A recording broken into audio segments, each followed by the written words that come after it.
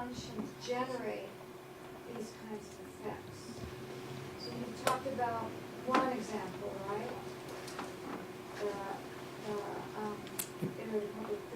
Mm-hmm. Okay.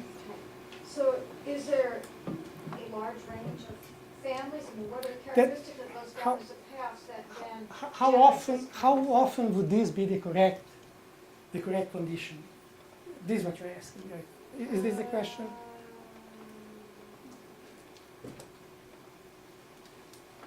I guess what kinds of nonlinear path functions generate Hamilton's like Hamilton? Which kind of nonlinear? Yeah. No, see, what we are doing, we have one here, in this one, we have one big restriction. Let me try now. I just go easy, easy way, instead of trying to be clever and go back to, yes, here. Right. This is anything. Anything goes here. Anything you want. The restriction is this, here. In our current work, our restriction is a population structure which looks like this. Right now, with Rob, we are working on other population structures and generalizing things even further, but that's ongoing work. As I said, what is Rob? Okay, so that it does apply to all those different possibilities of. Okay. Right. So the population structure here in this talk, in our letter, is quite restricted. We call it two-level Fisher-Wright for historic reasons, which I think are reasonable. But the payoff functions, anything. It's not. Right. It's not just with nonlinear. It's any. Yeah. Okay. It's a bit like non-linear. Is a bit like saying non-human animals. Yeah, Which animals? Yeah. Okay. Or non-human living beings. It's not specific to the example that you were talking about. Actually, what someone once said it. When people say that they are studying non-linear something, it's like saying I'm studying non-elephant animals. Doesn't sound as funny when you say non-human animals, but that's, we know why.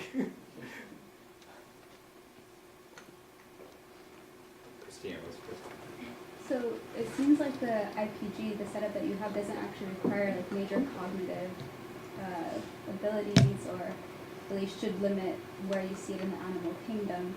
But I'm curious, in the bottom ones the bottom payoff structures that you didn't go through, Okay. it looks like it's even more favorable to altruists, right? Because if there are enough altruists, the altruists are doing even better within the group than the. Yeah. So thanks for asking about this, because I want to say a few words about this too, right?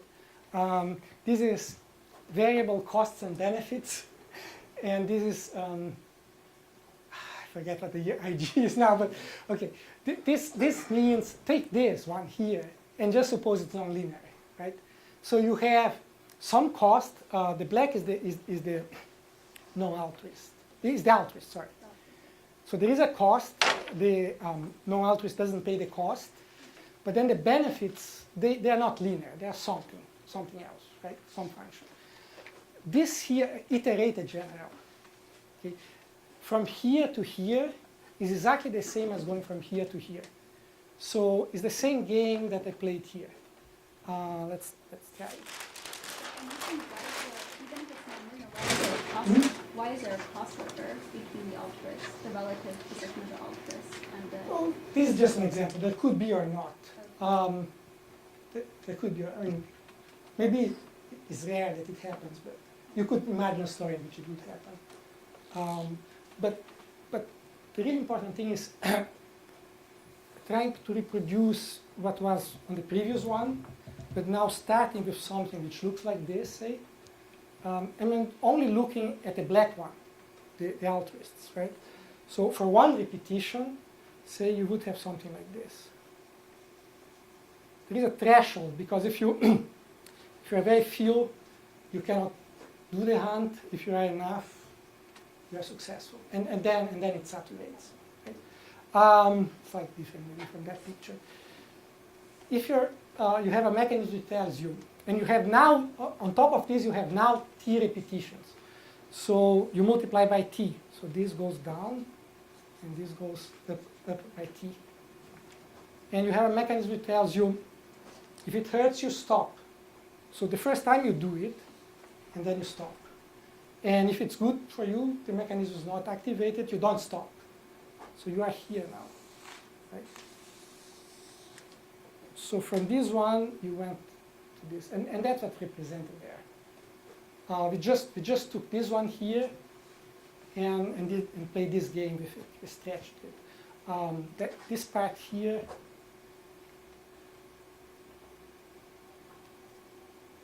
also in the scale. Well, maybe we didn't take this one to get this one, but that's it here.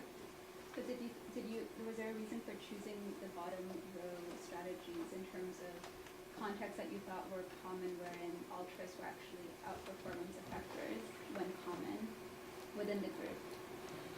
Sorry, Is that what's happening? Isn't it that the payoff to altruists is higher than the payoff to defectors? so you're talking about what happens on this side. Okay. No, this is just, I mean, we could have several pictures, some with this, some without it. You can imagine a story in which the altruists also try to kick out the non-altruists from the group, and only succeed when you have many. But the idea is you could have all sorts of interactions across the life cycle, and something like this is extremely special. One situation in which you will have the linearity there is when interactions are just purely pairwise. But that's why you probably heard me a few times asking the speakers here if they had seen interactions which are not just between pairs. Peter? So the interesting thought that you had is about the fact that you stop if it's too costly. So something, if you don't see the payback. But oftentimes in these sort of situations, there's a long time lag between the altruistic act and whether you know it's costly or not. So, for example, I could decide I will be the altruist and I'll go out and kill the mammoth for everybody in this room, and I'll take the risks. But I don't know that's going to pay off until maybe decades from now. The payoff is not in terms of offspring. It couldn't be. And typically, as far as we know, this is not what, it should be something you go out, kill this prey, come back, share it with everybody, and you are eating a very small amount. Tomorrow I'm not going to do this. Tomorrow I'm going to just hunt something easy and eat it myself. It's something, it's not, so the thing that you have to get feedback from is the V, not the W. Meaning, right? So the V is really, it has to, I mean, for this, what I'm proposing to work, the V has to be highly correlated with something that you learn quickly. And I see no reason for this not to be common. Like in the case of hunting, in general. But again, you might get situations where you have to, it might not be reversible. So if you look at something like the organisms I work with wasps, right? So one wasp decides to go out and be the hunter. She'll be successful, she won't be successful. But it's not going to be based upon how much food she shares. It's going to be eventually based upon how well the whole entire nest does. I'm not saying that that feedback won't come for months. Sure. I mean, I'm not saying that's a panacea. I'm just proposing it. But in terms of one thing I remember from your talks is that you are concerned with interaction across life cycles, which generates nonlinearities. Right. And what you're describing, I would guess, you generate nonlinearities for other reasons. And I don't know if the population structure that we have fits your needs in this case. Maybe the population structure that we have is too restrictive. But otherwise, the payoff functions are extremely general. You just have to know how to model the payoff functions of your wasps, and would be in business. If the population structure is substantially different, we are now working on this, on the fact that the population structure here is a limitation that we want to extend. But we should talk more. Thanks. Yes. So given that the cognitive demands are low and the return rate is immediate, that is, you know whether you got a small piece of mammoth or a big piece of mammoth. Why is altruism so rare? It seems to me that it's, you know, because this is something that, you know, fruit flies ought to be able to do, right? Yeah. The demands of this task are very, very low. Absolutely. Rob has asked me exactly this question. I don't really have an answer. I have an impression that many things that we don't recognize as altruistic cooperative are actually in the following sense, and I have heard other people say the same. The fact that you don't see more fights for reproduction, that you don't see, you see monkeys living in groups and not fighting for reproduction all the time.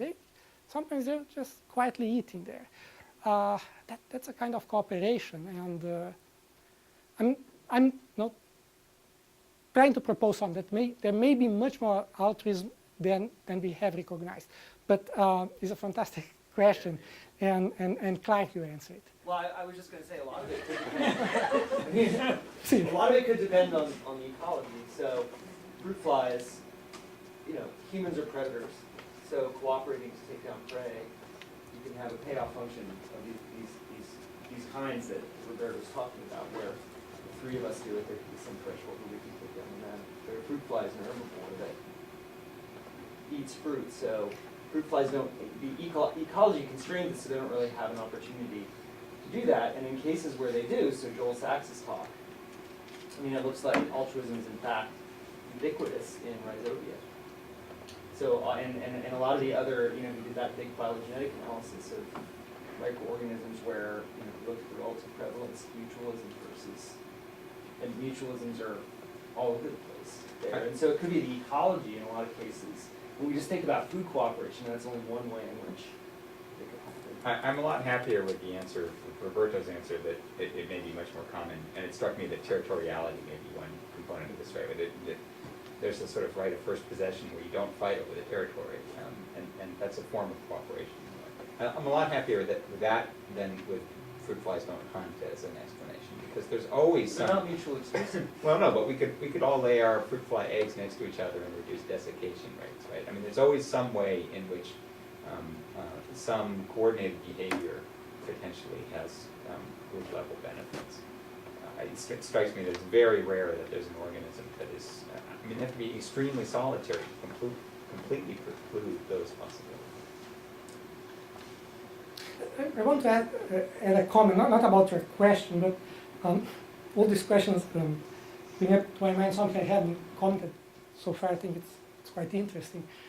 Is what's the relationship between mathematical modeling and biology? So you're asking truly biologic, anthropologic questions, and so can mathematical models help at all? And I think, my way of seeing this is yes. You're trying to, there's an instance in which the model is very simple, right? But then it raises all these questions. And why haven't they not been raised before? I think people have been doing mathematical modeling for a long time. Smith is one of the leading persons in this area. I think that you also learn something. The mathematical modeling has been focused on pairwise interactions or linearity. And the moment you lift it, you start seeing new things. I'm in no way proposing that from the mathematics you will make very specific predictions. It's just a qualitative prediction, general prediction. And the best way, I think, for continuing interaction is like when Peter was saying, well, my wasps don't fit that particular model, and maybe not even the whole population structure. So let's now try to see, because you have been telling us that you have had difficulties with some of the modeling, say using price equation and so on. Let's see if we can make progress now and understand why the progress was not done before. The interaction between mathematics and biology is really something which can be very constructive. One thing that is out there, which I think I'm trying to avoid, and grateful people here for having helped me avoid it, is for a mathematician it's much easier to start studying just purely just the mathematical structure. I don't want to do this. I think you end up doing things which are mathematically cute perhaps, but not as relevant. So we're almost out of time. So my request to you is please think about further feedback, things that in your research you would like to perhaps be able to understand better using these ideas.